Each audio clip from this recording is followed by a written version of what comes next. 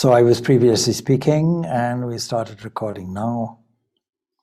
And we were talking about spirituality and health and healing. And everybody's looking, of course, for healing because of some difficulties in the area of the bodily health. Can we separate the body from the mind is a good question. Can we say that thought and the cells of the body are completely different? What I was mentioning was a man called who was a Nobel Prize winner, and his name was Alexis Carrel. And he took the cells of a chicken's heart and managed to sustain it for over 10 years. And the only reason why it was not beyond 10 years is because he left off the experiment. But he gave one important insight. The cells of the body can be theoretically sustained indefinitely. We actually can be physically immortal, but the liquid within inside the cell, the cell membrane, there's a kind of liquid there, and that has to be kept pure. If that is kept pure, the vitality of the cells is secure. That means there's a livelihood.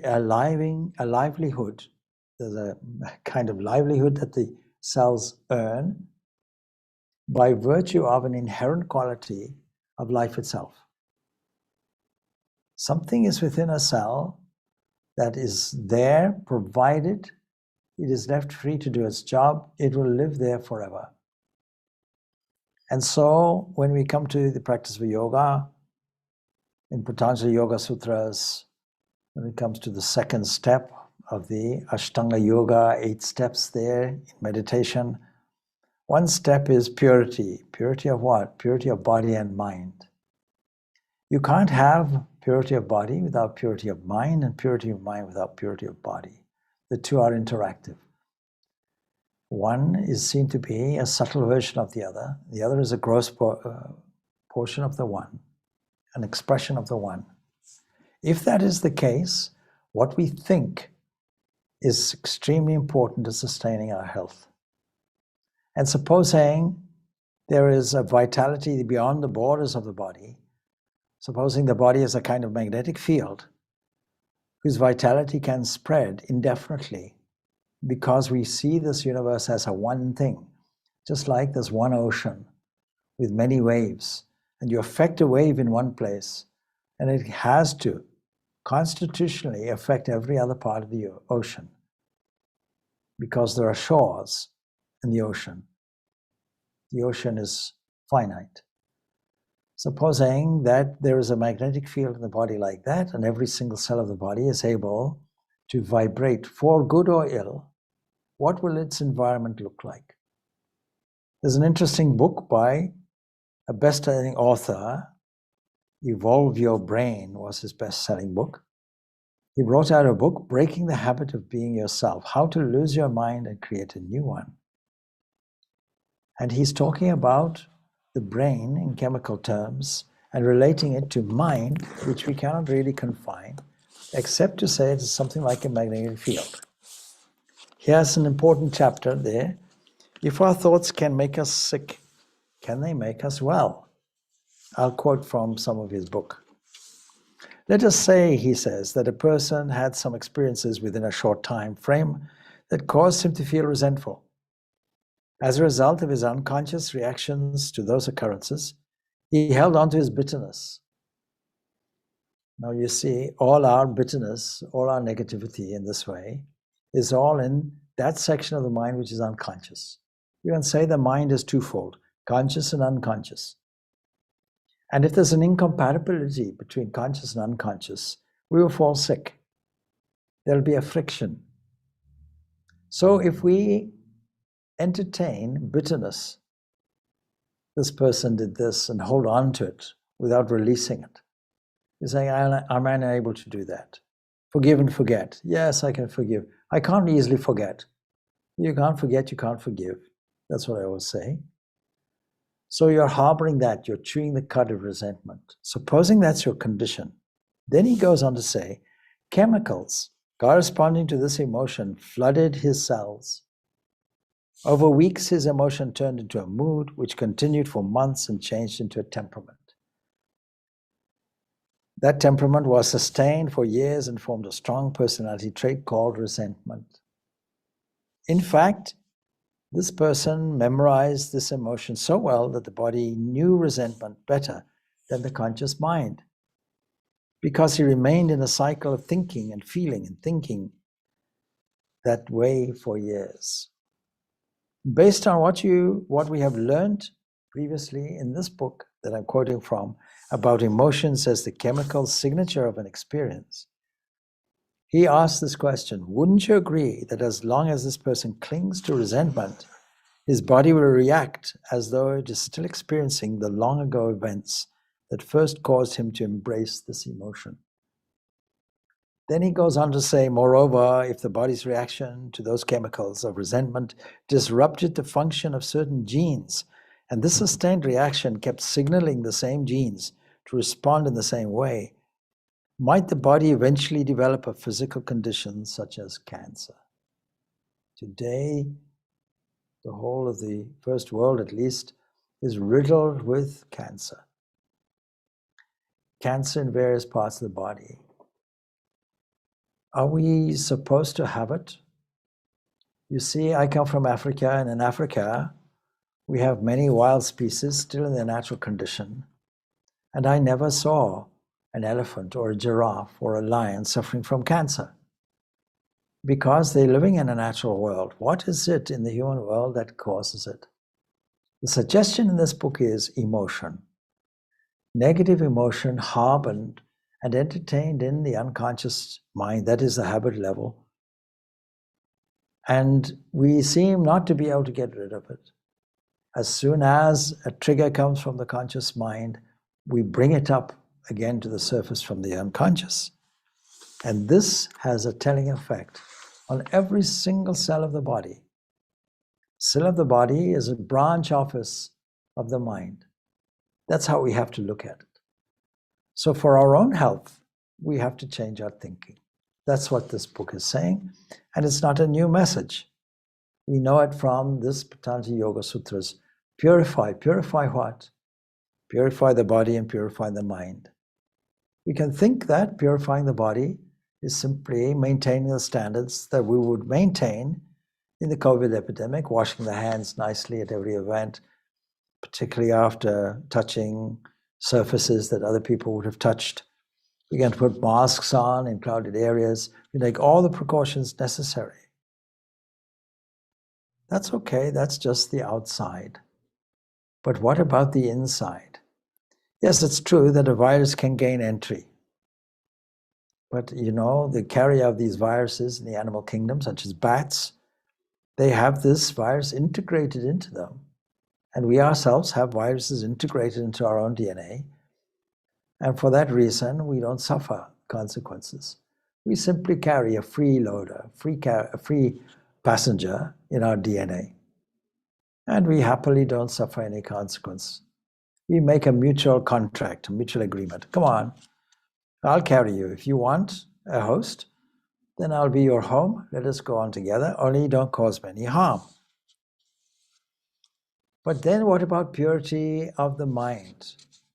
Purity of the mind takes place. How do we do it? Through prayer, through meditation, through shifting our thinking so that everything we experience in this world settles in the unconscious mind and creates a thrill on the cellular level. If that happens, health is maintained. If we are able to keep the cells of the body, that is, more the liquid within them, as pure and clean, the experiment by Alexis Carrel showed we can sustain the cells of the body indefinitely.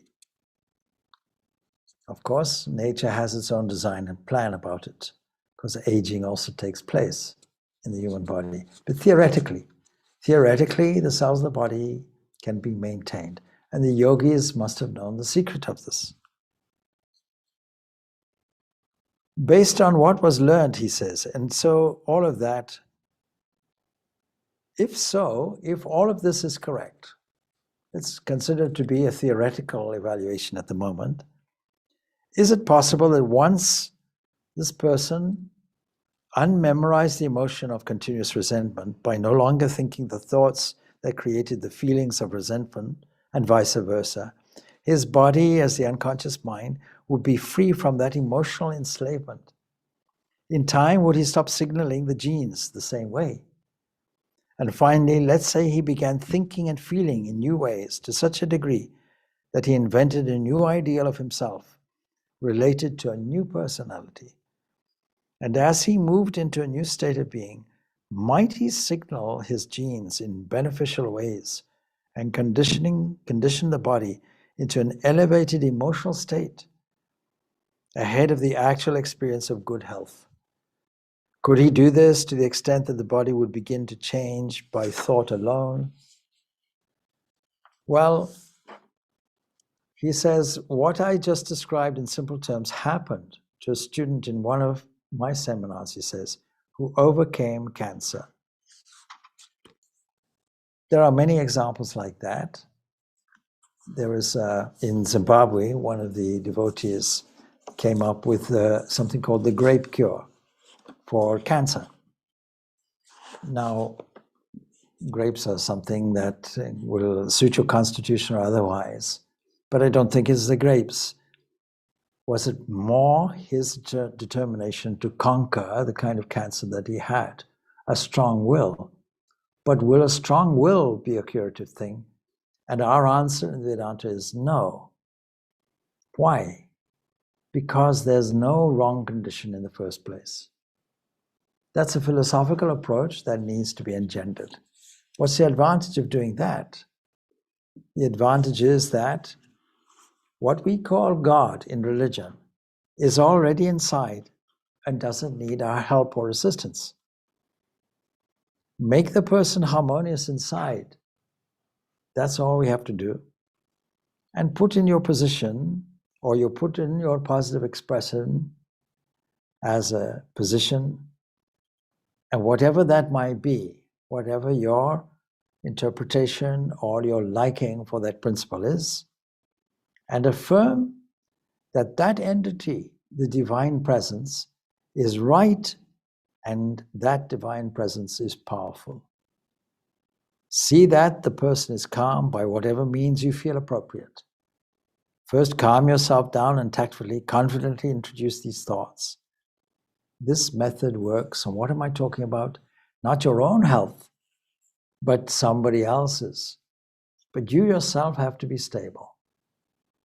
And this is what I mean by health and healing. The two go together. If you're able to maintain a position that says, inside you, outside you, within you, through you, as you, beyond you, is an unchanging, unflinching entity with infinite expressive possibilities, then there's nothing to change. And so healing is not doing something to somebody else. It's acknowledging that that God or perfection is already inside. It doesn't need our help. The lame man, that's on the outside. Inside, that being, that pure, perfect being is not lame, is full and free and perfect. The blind person, yes, but inside, how can we say that there's an unseen blind God sitting in there? No, it's full and free and perfect. How can we say that somebody is miserable when inside that pure being of perfection is unchanging and unchangeable and beams out bliss? How can we say that God is depressed? We can't say it. So inside, deep inside, if we are able to access that, then what will happen? If we affirm that that being is right there and is right, nothing wrong with it, and that is all powerful, nothing can change it. It radiates from within its own perfection. Then we can see that the person is calm. You can calm the person by whatever means, let's say breathing. deep breathing. The best way to relax the body is take a deep breath in, the quickest way. Now exhale through the open mouth as a sign, relax the entire body. By whatever means you calm the person down, maybe through music or an environment or the sound of water flowing, whatever it is. You can do that. And once they are in a receptive mode, then you yourself calm down and tactfully, confidently introduce these thoughts of truth and perfection from within. If you look at the past beauties, then beauty is registered in the present. You can pick up the most inspiring things and dwell on them. If you do this, your whole personality becomes changed. And when you do this intensively, it's called meditation. What you propose to correct in somebody else will be provided in your own body or maybe in your own family in order to give you the opportunity to do the correction yourself, not in others. So chronic disease will be the result if you have a correcting attitude. If family life is to improve, for example, you must learn to adore and love, not to reform, not to change somebody's behavior. This person is doing this to me. This person perpetually has a difficult or awkward attitude to me.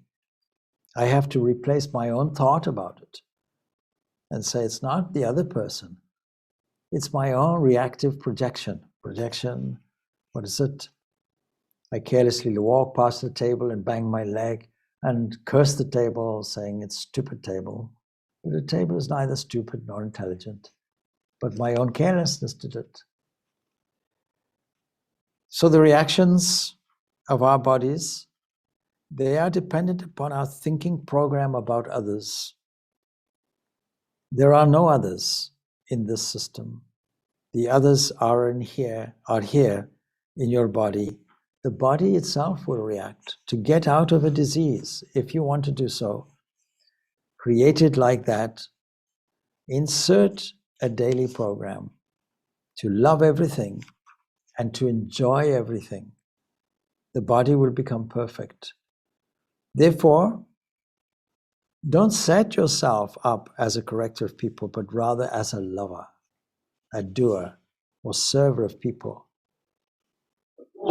If you're internally healthy deep down, then illness can be eliminated. Yes, you can use exercise. What kind of exercise? Naturally, the body has to be exercised. You can't expect to sit and not do what the body is supposed to do. And this is why in Africa, you won't find all these diseases. You won't find an elephant, big as it is, having diabetes. Because it knows what to do. It knows what to eat. Even a domestic cat knows that if it is sick, it'll eat grass. It doesn't normally eat grass. And then it'll bring the grass up. It knows exactly what to do. It's one of nature's aligned creatures. But we've misaligned ourselves thinking that we have to swallow a pill. Now, the problem with swallowing a pill or a medicine of any kind is that every time you take a pill, your faith in yourself is gone. Because by putting your faith in outside objects, you're telling the body it's no good. As if you take something as a corrective thing. I take some things. I take, for example, something to settle the tummy, a natural thing, turmeric. I take it in capsules so that it's a measured dose, that's all. So those are things, but I don't take it with the idea of correcting something. I simply take it as something that nourishes the body. I could take it in its natural form, of course, directly, but kindly, the Lord of the Universe has provided manufacturing companies that will manufacture certain doses of natural medicines. That's okay.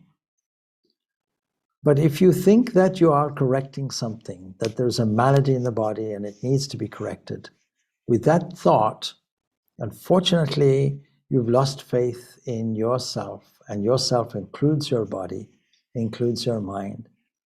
You think that God does not know what he's doing inside the body. God sits and digests your food because he has a purpose for you. Sits in the stomach as the gastric fire, digests your food. He does this only because he has a specific purpose for us, something that you can do that nobody else on this planet can do, nobody in the past has ever done, nobody in the future will ever do. Find it out. The body itself doesn't have discrimination. The stomach will process poison as well as food. It doesn't have any determinative or discriminative position. And the creative part of the mind is not the discriminating portion. You, fundamentally you, are the discriminating power. You have the right to choose what to eat and what not to eat, what to do in terms of physical exercise and what not to do. So let us talk about exercise as a purifier. We have to bend the body and stretch the body. We have to use the body's natural movements. In Africa, we have the San tribe, otherwise called the Bushmen. They can outrun an animal. They do it because they're able to run at a certain pace. Not like a marathon runner, or nothing like that. But you see, an animal has adrenaline that gives it short bursts of energy. And if you now determinedly run at the same pace, tracking the animal's position, at some stage or other, the animal will tire and stop. And that is your chance. So we have human species that know how to live in a natural environment, even though they've been squeezed into a hostile environment, and they have learned to adapt as any animal species learns to adapt. But they don't get the diseases that we get. This is the point. And so we need to exercise the heart, and we need to exercise the lungs, and we need also to move the lymph around in bending and twisting. Many of the yogic asanas, the Hatha Yoga asanas, are named after animals for a good reason. They're imitating the movement of an animal. Real mental and physical healing doesn't depend on willpower. It depends on the fundamental you that makes a determination about what to do. And it also is based on you as a perfection, you as a glory within, whose health beams from inside to the outside because of your high thinking.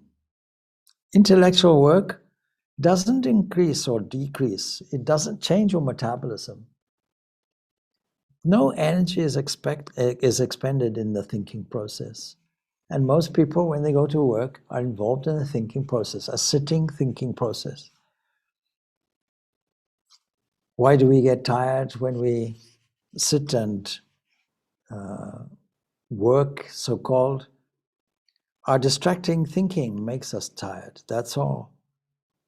If you can do your work in an enraptured way, you'll need less food. You'll need less sleep.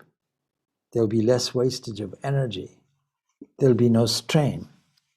When doing one job and wanting to do another, that causes friction, creates friction. I don't like the job I'm in. I need a change. Well, in your unit activity, what did you do? So this creation of friction, that's what makes us tired.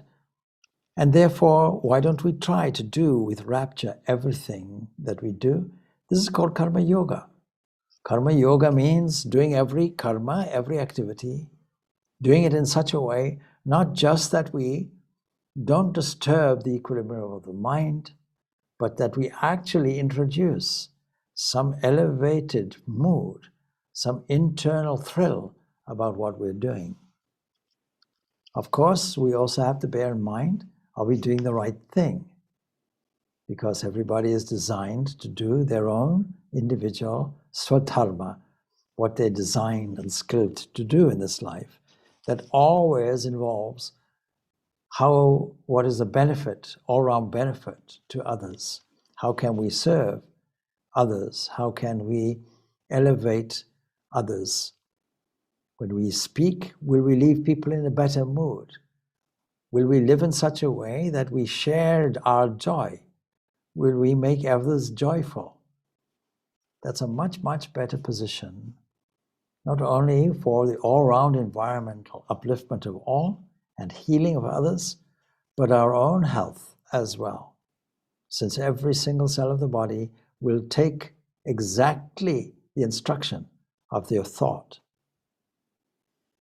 Healthy living, therefore, is just having the right kind of emotion. Watch your thought pictures. The great, great parent of all the endocrine glands is the pituitary gland. And the pituitary gland responds to our thought currents. So we can cultivate positive emotions, which will produce the maximum number of hormones. The endocrine glands will respond to thoughts, not only to physical exercises. If you doubt, the pituitary gland will respond accordingly. And as soon as you fear, the pituitary gland creates trouble. So believe in the divine presence within you, and that He knows what to do for you at the right time, and everything will be all right. It's a question of faith, therefore. In order to create more confidence, you have to have faith or trust in your body as a divine instrument where God is in control and operates it from within, and has a plan even before this body was created, and created all the resources ahead and inserted you into that. That thing that is called God has equipped it. And life means DNA, deoxyribonucleic acid. It means all the possibilities which we could ever need for our lives. They're already present in every single cell of our bodies. It's just requiring to unfold. The yogis call this a coiled up thing, kundali. And when it is uncoiled, the process, the movement is put in the feminine, kundalini. All the developments you will ever have, they're already within you. We have to learn to play the right tape or the right CD or the right music, if you will, and your troubles will be over. Just hand over to the pituitary. Come on, you do it, please. God's designated agent, in control of all the glands. Please do your job. Think that the body, therefore, is the temple of the divine. And when you believe that this divinity is within, the pituitary will be able to take over. It'll do its work properly. You can assert, God has made me for a purpose which only I can fill.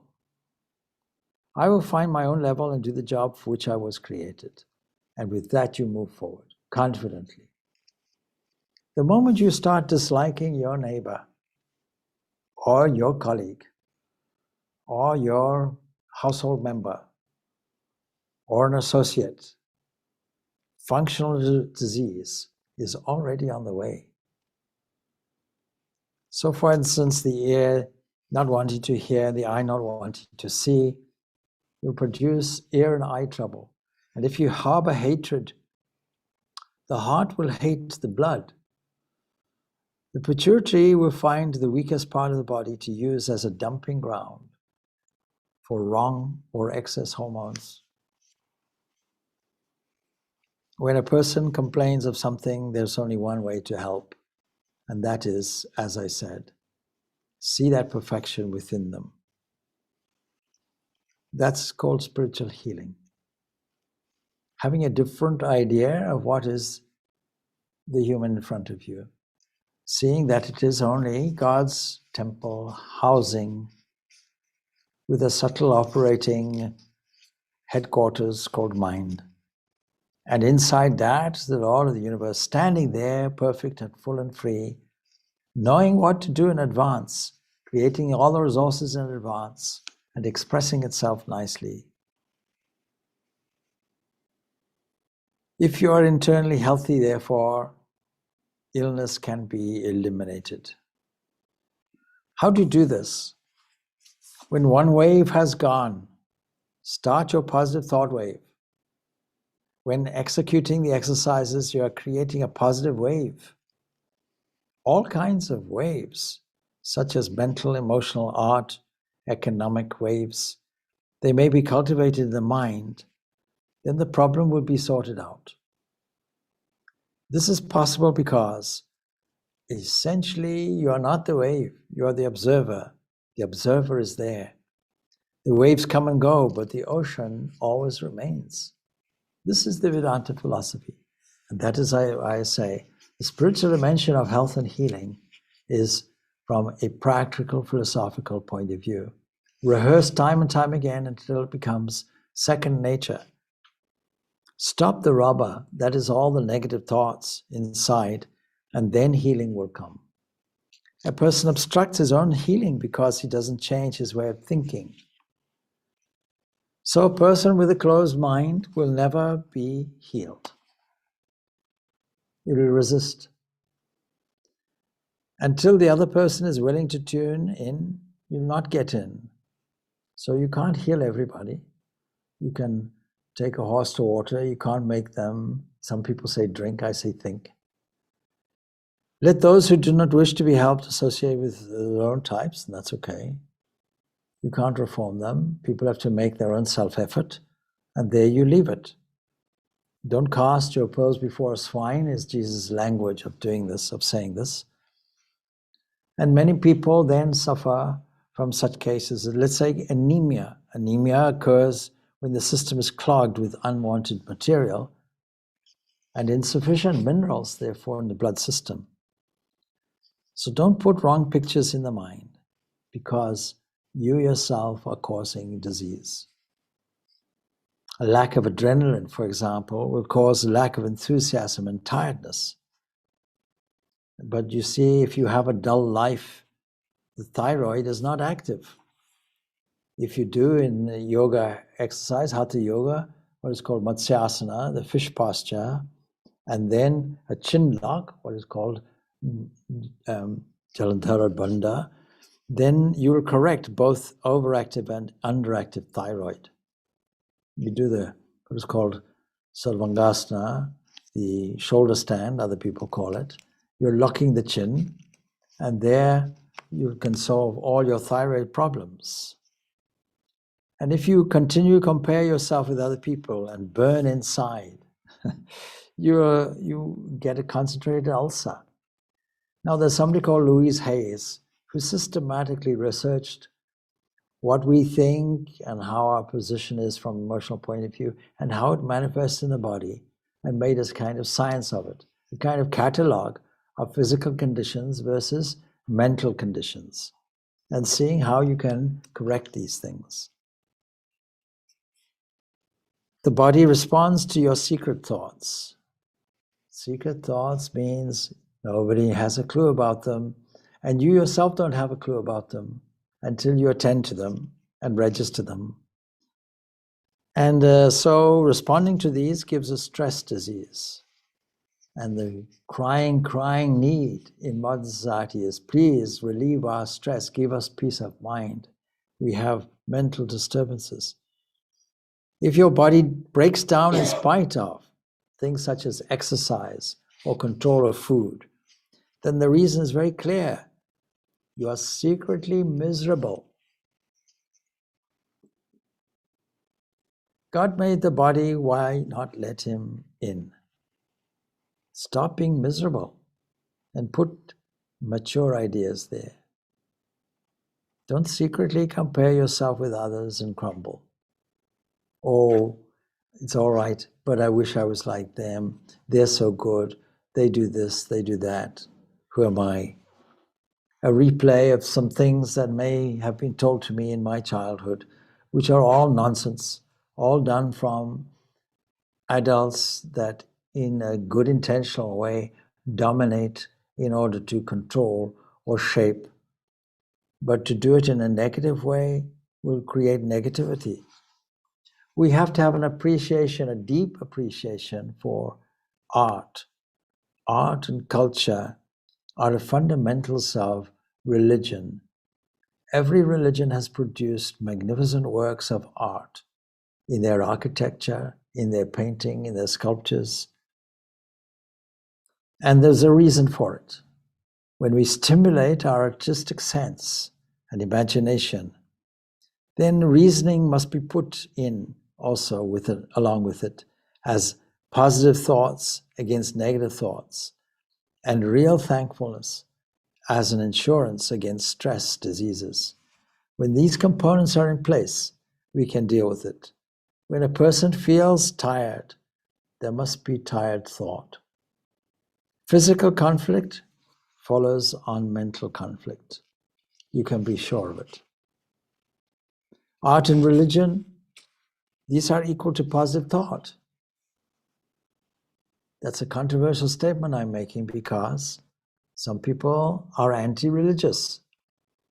But when we look at religion as an expression, what inspires people to create architectural magnificence, huge cathedrals, magnificent churches, both in their interior and their exterior, where hundreds and thousands of people and craftsmen have employed their art and their skill and their artistic sense to create works that are dedicated to elevating the human mind and connecting us to the divine presence.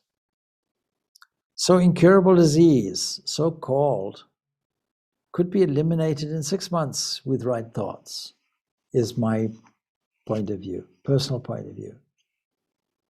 And this book, Breaking the Habit of Being Yourself, has demonstrated through various examples this fact, and there are many other cases also that I can attest to, and that other people who research the subject can attest to as well. For this reason, in California and other places, there are clinics dedicated to positive thinking for cancer patients, to reverse the process of this. And it can happen with any disease as well, provided we employ some common sense. The body needs exercise. If you treat a car well, then you're okay. It'll run by itself. Make sure that there's an oil change, make sure that the tires are pressurized, make sure that the parts are replaced if necessary, make sure that the engine is cooled. This is the current style of automotive transport, which really is a little old-fashioned because it's still running on a combustion engine, you know, and fuel injection systems and so on. And now we are replacing them, fortunately, because of environmental issues. It's possible that your great-grandchildren will come to you and say, please tell me, you had this metal can and you put it on 4 rubber circular things and it went along, and you put inflammable liquid in and you set it on light and it went. Yes, yes, we used to do that. Oh, how funny. You had these pieces of glass supported by a nose and ears, and it helped you see, yes, yes, we used to have those things. Oh, how funny. So things will change. So it's important to cultivate, for example, a system of counting your blessings. Do some soul searching, because at the right moment, the right thought will be present.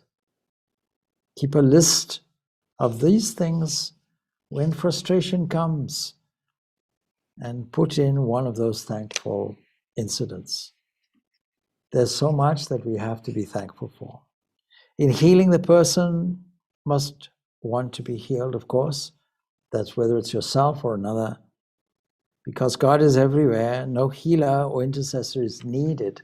If you think you're a healer, or if you think that somebody is in a condition of malfunctioning, or has a deficit of some kind, if that's your starting point, then no healing will take place.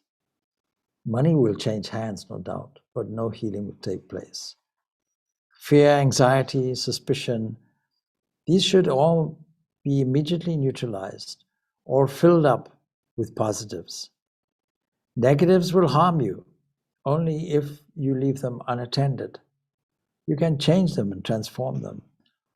So wrong thoughts, please understand, will bring disease. If I cannot digest your presence outside me, I will not be able to digest my food inside me. And if I love one more than another, then my body will also react accordingly.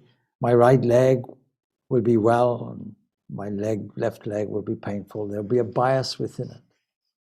And if you take some people with difficulties, you may well find that all of their difficulties may be on one side of the body, corresponding perhaps to the opposite side of the brain, which is emotional, or another side of the brain, which will be more of the order of logical and rational.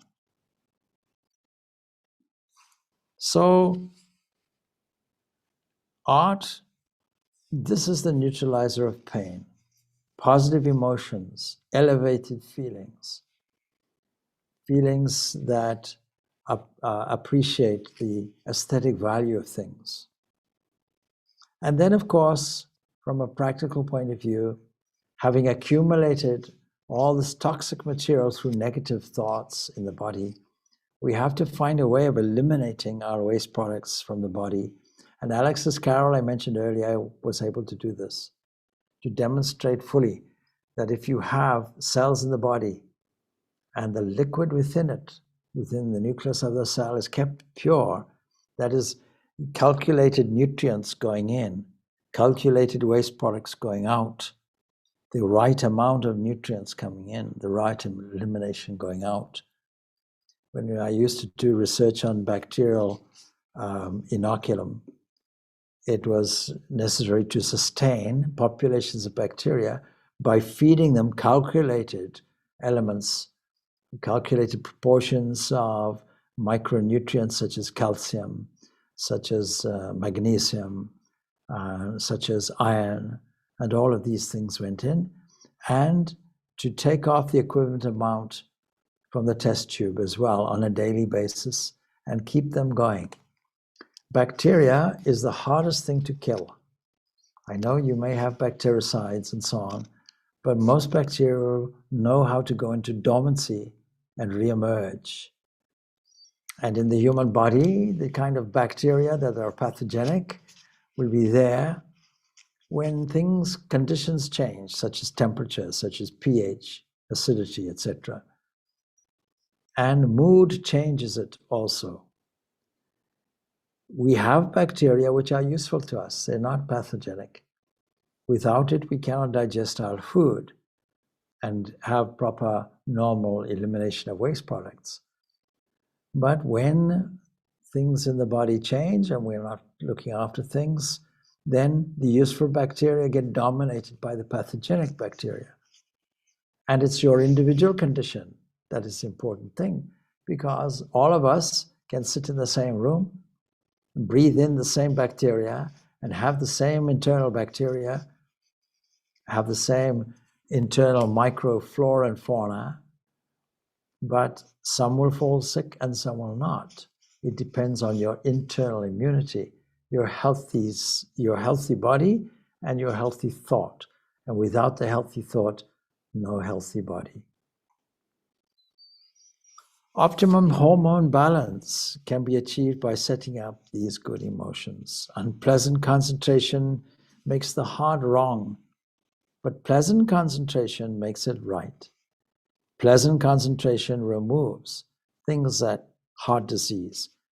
And if we are to apply it in healing work, we make a person feel that they are useful, that they are positive, not that they are sick. Oh dear, you are sick. That's a wrong position.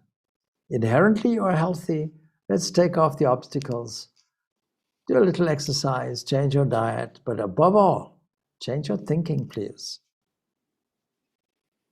In healing work, we have to make a person feel joyful, positive, useful, worthwhile, lift them out of a depression, either temporary depression or one which is more entrenched. Establish that lifelong relationship. See, chronic disease means chronic bad thought. Doubting words also become flesh paralysis. This will be the result. Any germ, any bacteria can stay inside a body with normal temperature. You need to raise the temperature to survive. Therefore, cool the temperature when the body is in distress. The natural condition of the human body is temperature which is below normal body temperature, 30 degrees and so on. So 38 degrees. So that is its normal condition. Hot is for the inside and cold is for the outside. Doubting words also become doubting conditions. We have to cultivate emotional stasis, emotional equanimity, to keep a normal emotional temperament or temperature. So if you're doing postures or exercises that moves the lymph around the body, don't hold a negative thought while doing it. Don't hold a competitive thought while doing it. Don't go to a gym and race on the, the conveyor belt there, a treadmill, yeah, and watch all the murders happening on Sky News. Put in thoughts of the highest, put in thoughts of God, and cleaning out his temple, and health will automatically follow. This is a simple formula.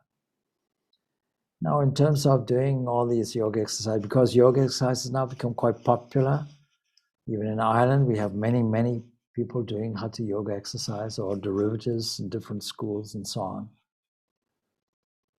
But there's an extra dimension that can be inserted into it. And that is to understand that what we call a human body is not only the divine temple, but there's only one entity there that appears as the temple itself, appears and reflects and shines through every single aspect of the body, and trillions, 700 trillion cells of the body are simply reflections, fragments, if you will, seeming fragments of God. In understanding this, even this very thought will create a healthy, positive condition. Put in thoughts, rather, of God.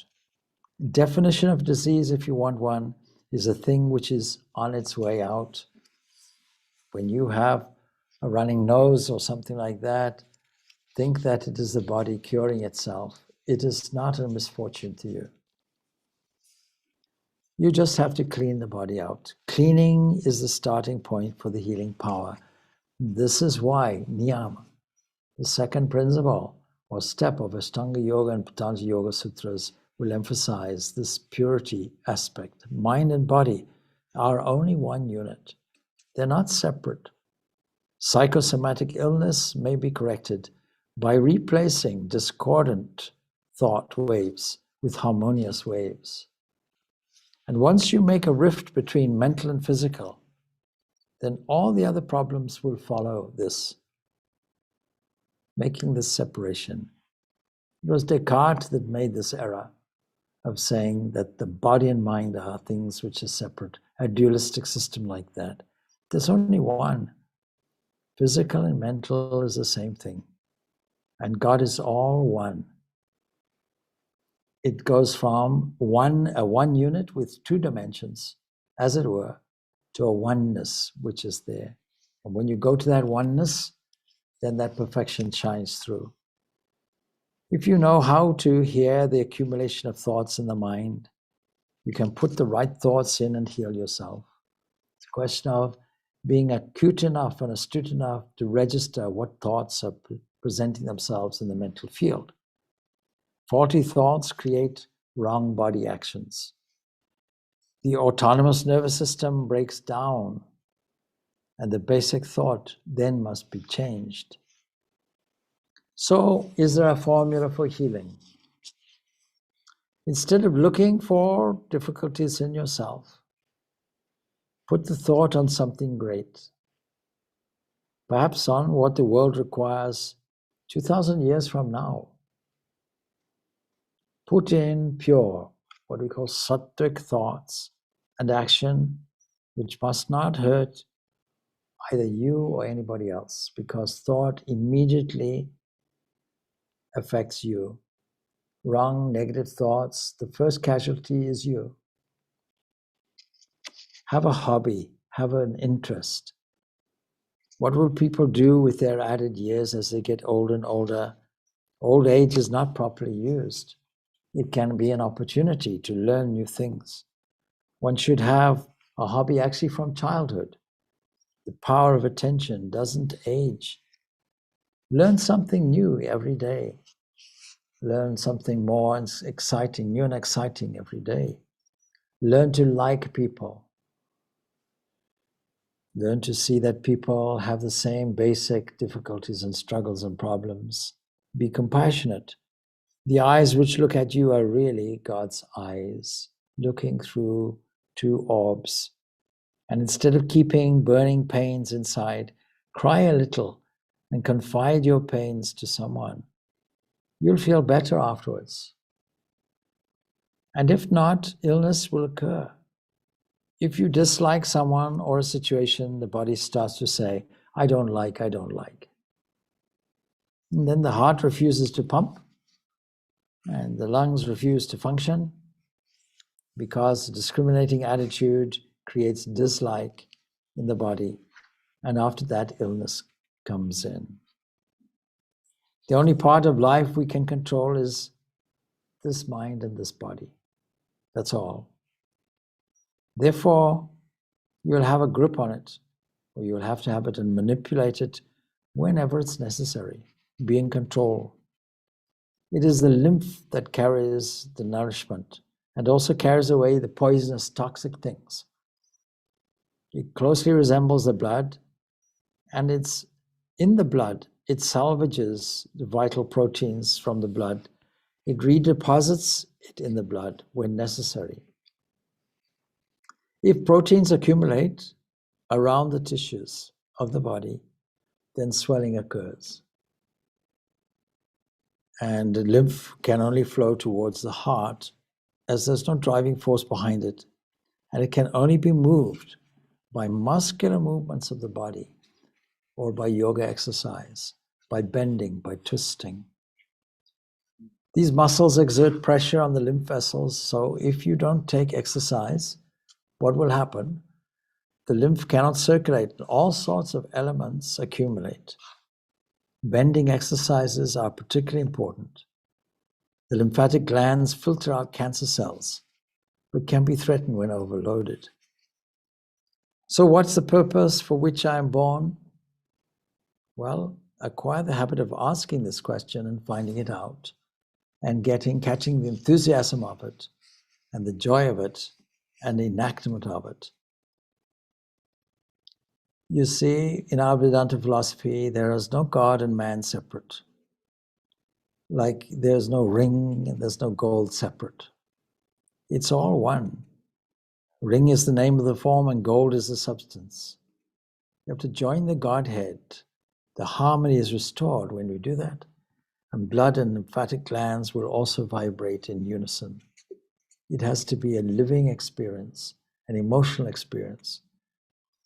And when people are all ill, in terms of healing, seek God in them. Do something within the context. That's all that's required.